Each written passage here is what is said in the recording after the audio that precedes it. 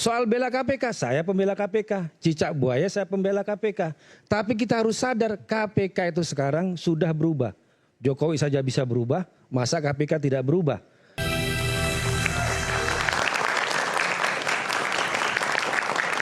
Pemirsa, akhirnya kita tiba di penghujung Rakyat Bersuara. Sebelum saya mulai ke narasumber yang lain, saya ke Bang Martin tadi dengan gagasan Bang Boy menghadirkan Harun Masiku secara in absentia dalam persidangan. Tanggapan Anda?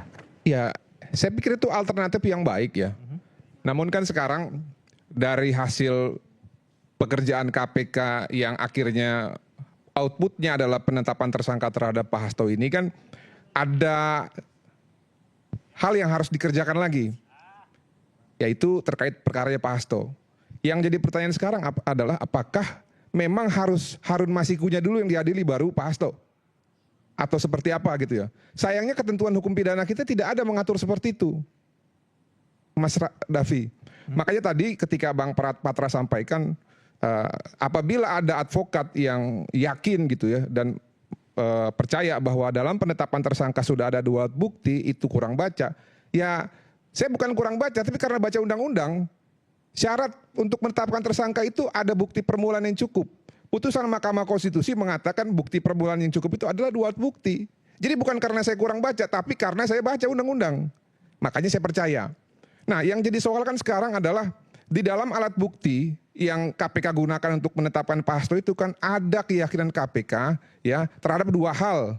Hal pertama adalah adanya perbuatan bersama-sama melakukan suap, dan yang kedua adalah perkara obstruction of justice. Dalam tayangan yang lain, Bang Patra kemarin saya lihat mengatakan perkara ini tidak logis. Karena tidak ada tersangka yang menjadi tersangka obstruction of justice di dalam perkara yang tersangka utama jadi dia. Saya jawab, Bang, ada Bang. Suaminya klien Abang, Bapak Ferdi Sambo itu tersangka juga sebagai tersangka obstruction of justice. Jadi itu satu ketidaklogisan yang menurut Bang Patra hari ini saya bantah. Sehingga saya harus sampaikan nih Bang, belum juga ada peraturan perundang-undangan yang mengatakan apabila perkara sudah diputus, lalu apabila ada satu terdakwa yang masih jadi buron, dan ketika ditelusuri oleh penyidik ternyata ada bukti yang bisa menyangkutkan bukti itu terhadap tersangka yang lain, maka tersangka yang lain ini tidak boleh diadili. Belum ada peraturan perundang-undangan ataupun kitab undang-undang hukum pidana kita dalam hukum acara itu yang mengatur demikian. Sehingga dalam hukum itu kalau tidak ada ketentuan yang mengatur, ya dibolehkan. Mau tafsir apa segala macam itu nanti di meja persidangan. Tapi tetap Bang, sama. Saya advokat, semangatnya sama. Kita membela orang, ya kita menghargai dia punya hak asasi manusia. Oleh karena itu ada lembaga pra-peradilan. Sudah benar, uji di sini. Karena memang jangan sampai juga nanti ternyata keyakinan saya juga salah gitu terhadap KPK. Ternyata yang benar nanti alat buktinya nggak ada itu perkara yang bisa terkait bukti yang bisa menyangkut Pak Hasto terkait suap dan obstruction of justice. Nah kalau nggak ada kan berarti kan KPK ini hutang permintaan maaf sama Pak Hasto dan harus dikembalikan harkat martabatnya. Nah tapi dalam posisi saat ini saya sebagai warga negara ya dan sebagai praktisi hukum tetap menghargai yang namanya undang-undang dan juga KPK. Demikian, terima kasih. Baik. Bang Emrus, silakan. Baik, ada wacana kita in absentia ya diadili. Saya tidak setuju. Karena pusat persoalan itu adalah Harun Masiku. Dalam konteks kalau kita lihat di pengadilan, kan orang tersangka terdakwa itu juga didalami. Diberi kesempatan untuk membela dirinya. Kalau dia tidak ada di situ lalu divonis apapun vonisnya, sangat tidak baik. Jadi justru yang paling utama adalah temukan Harun Masiku.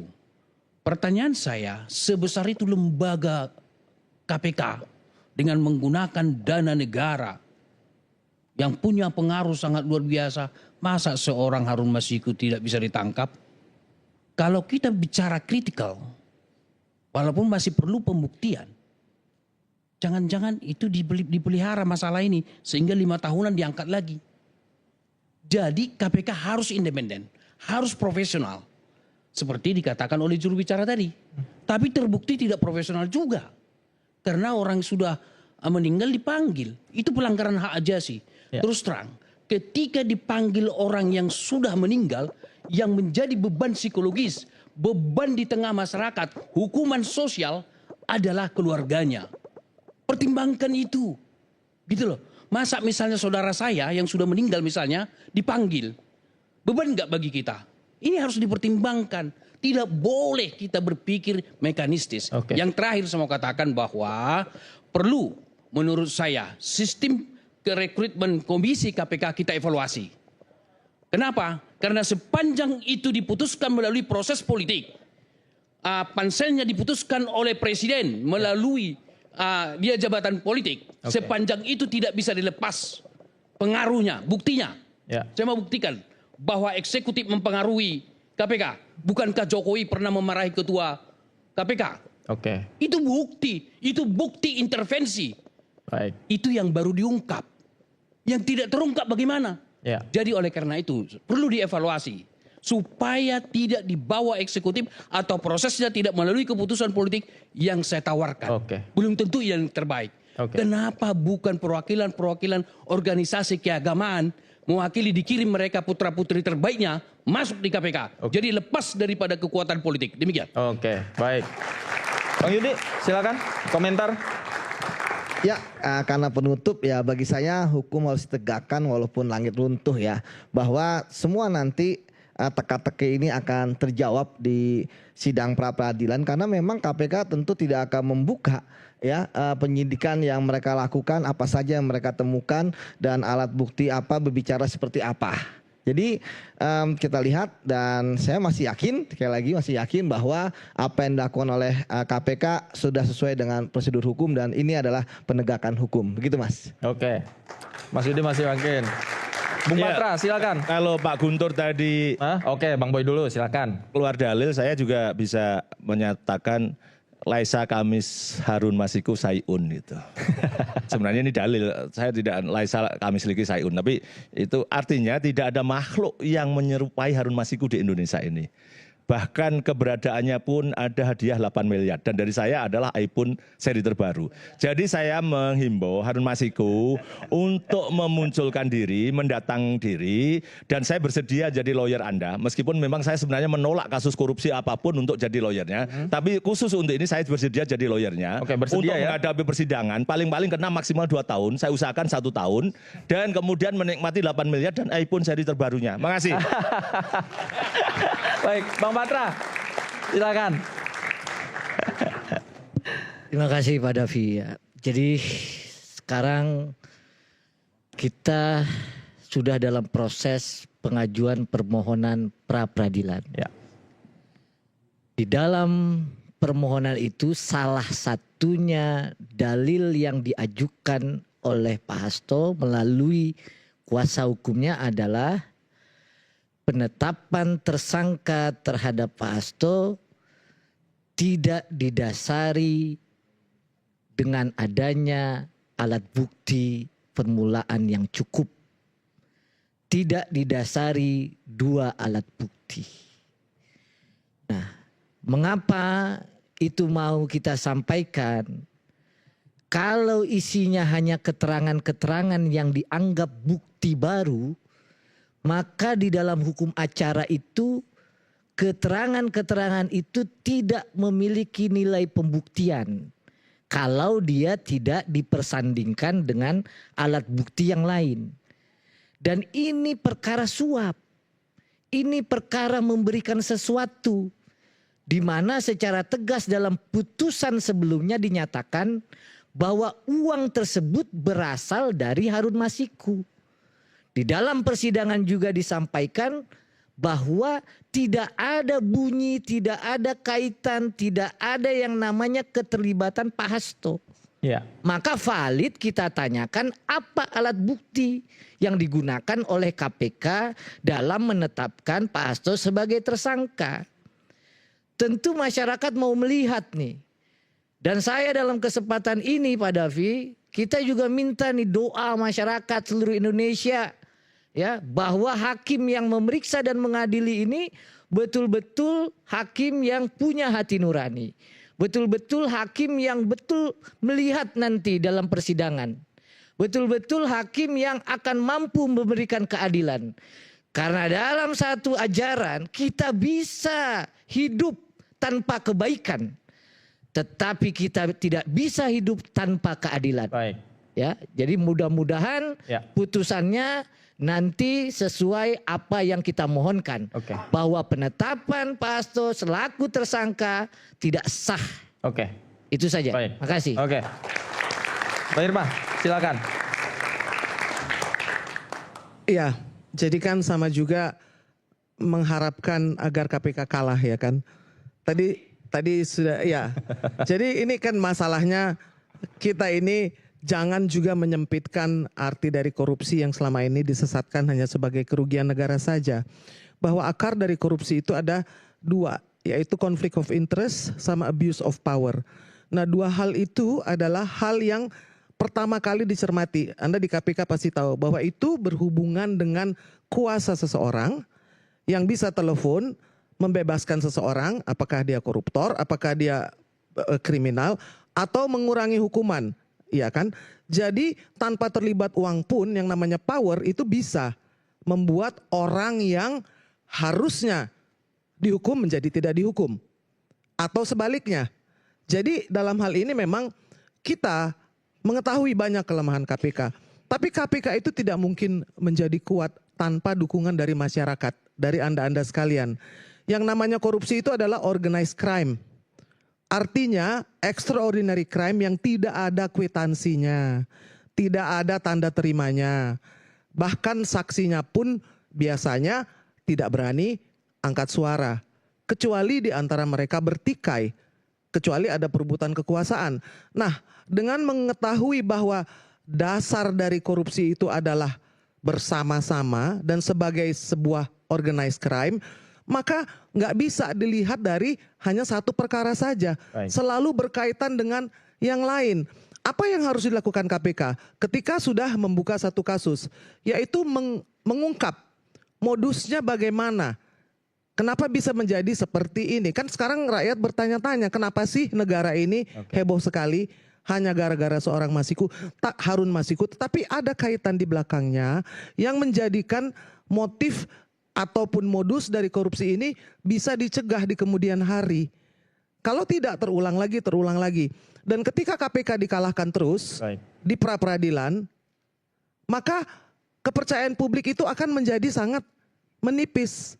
Nah, ketika kepercayaan publik tidak ada, bagaimana harapan kita untuk memberantas korupsi ini bisa menjadi lebih baik? Tidak ada negara yang maju. Kita ini pemerintahan Pak Prabowo ini mau menuju ke Indonesia Emas 2045. Menjadi negara yang berkibar atau maju. Salah satu dari syarat negara maju itu adalah pemberantasan korupsi, penegakan hukum. Jadi dalam hal ini saya minta kalau kita juga harus mengkritisi KPK, tetapi juga mendukung. Jangan hanya sekedar menyalahkan. KPK sendiri dipilih oleh anggota DPR. Kalau KPK itu bisa memiliki kekuatan yang seperti dicanangkan pada awalnya, tidak akan jadi seperti ini. Tentu saja ada intervensi politik. Tentu saja ada yang bisa angkat telepon dan memberikan perintah bahkan kepada KPK sekalipun. Bagaimana supaya hal itu tidak terjadi?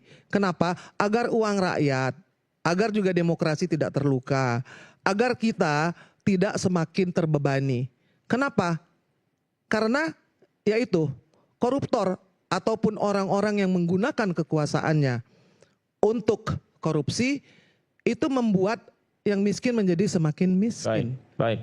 Jadi saya pikir kita harus melihat itu dari sisi yang lebih luas. Kalau ada kasus korupsi, ada apa di belakangnya? Pasti ada segerombolan orang yang terlibat.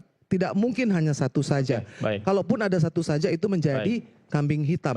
Baik. Terima kasih. Pak Irma. Mas Gufron, silakan. Sebagai penutup, saya menyampaikan 3 hal. Pertama soal kepercayaan dari Bang Martin tadi. Bagi saya yang 100% boleh kita percaya adalah Tuhan yang Maha Esa, Allah Subhanahu wa taala. Setuju, Bang. Kita percaya kepada konstitusi, kita percaya kepada undang-undang, tapi kita jangan pernah percaya kepada pelaksanaan undang-undang. Kita harus kasih diskon. Apalagi kita bicara soal rekam jejak. Beberapa kali KPK kalah dalam pra-peradilan. Menunjukkan apa? Bahwa KPK tidak cermat dalam menetapkan tersangka. Ini kita bicara soal rekam jejak. Soal bela KPK, saya pembela KPK. Cicak buaya saya pembela KPK. Tapi kita harus sadar KPK itu sekarang sudah berubah. Jokowi saja bisa berubah, masa KPK tidak berubah? Seperti misalnya contoh yang disampaikan oleh temannya Bang Yudi ini, Bang Ronald. Bahwa di situ ketika KPK era Firly itu katanya rentan dengan intervensi. Pertanyaan saya, memang KPK era Pak Setio ini tidak rentan intervensi? Dia polisi, bintang 3, polisi aktif, secara kepangkatan di bawah Kapolri. Kan ini kan Firly jilid kedua sekarang. Kalau dia mau bicara soal independen harusnya mundur dari polisinya dan menjadi ketua KPK secara independen. Kalau tidak mau dianggap sebagai dia adalah Firly jilid kedua atau ditetapkan oleh Jokowi. Oke. Itu. Yang kedua adalah persoalan terkait dengan masalah seperti Bang Bonyamin tadi. Tidak ada yang katanya seperti Harun Masiku. Ada Mas. Namanya Kirana Kotama, buronan KPK dari tahun 2017. Dia suap 188.000 dolar. Dengan uang kurs 16.000 sekarang sama dengan 3 miliar. Kata siapa nggak ada yang lebih lama dari Harun Masiku? Atau seperti Edi Tansil. Bagaimana negara kalah mengejar buronan seperti Edi Tansil. Jadi jangan menganggap bahwa Harun Masiku ini soal satu-satunya. Tidak. Oke. Dan kasus Mas Hasto, dia bukan penyelenggara negara. Dia bukan pejabat publik. Tidak ada kerugian negara dalam kasus ini. Dan mari kita kembali kepada jati negara, jati diri KPK kenapa didirikan adalah untuk membongkar kasus-kasus besar. Baik. Kak Irma tadi bilang masalah organized crime. Jokowi baru dinobatkan sebagai finalis nomor 2 OCCRP, korupsi dan juga organized crime. Dan di situ harusnya penegak hukum melakukan tindakan.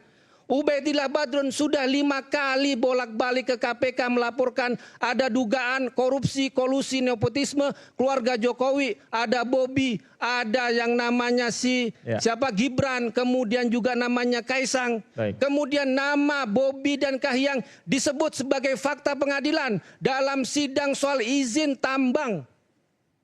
Kenapa tidak ada pengembangan? Oke. Kenapa tidak ada kelanjutan? Almarhum Bang Faisal Basri menyebut bahwa Bobi Nasution diduga terlibat penyelundupan biji nikel yang merugikan kerugian negara ratusan triliun. Itu kemana KPK? Kenapa Pasti kok hanya yang nanti nggak saya jelas gugat ini? pra-peradilan KPK Itu yang saya dari Pak. sebutkan Oke. tadi. Oke. Mari kita kembali Nanti digugat ungkap ya. korupsi yang besar-besar. Oh, ya ini permintaannya Pak Guntur Romli ini pasti Oke. saya teruskan. Saya akan gugat perkara-perkara itu. Oke, Makasih. nanti kita tunggu aksinya Bang Boy. Baik. Oke, baik. Terima kasih Bapak Ibu sudah hadir bersama kami. Pemirsa, terlepas dari banyaknya isu dan kontroversi yang beredar, keadilan harus dijunjung tinggi dan dibuktikan secara transparan. Publik juga menanti komitmen pemberantasan korupsi dan suap secara menyeluruh tanpa intervensi dari invisible hand. Akhir kata saya Davi Pratama. Terima kasih. Selamat malam. Sampai jumpa. Bagus.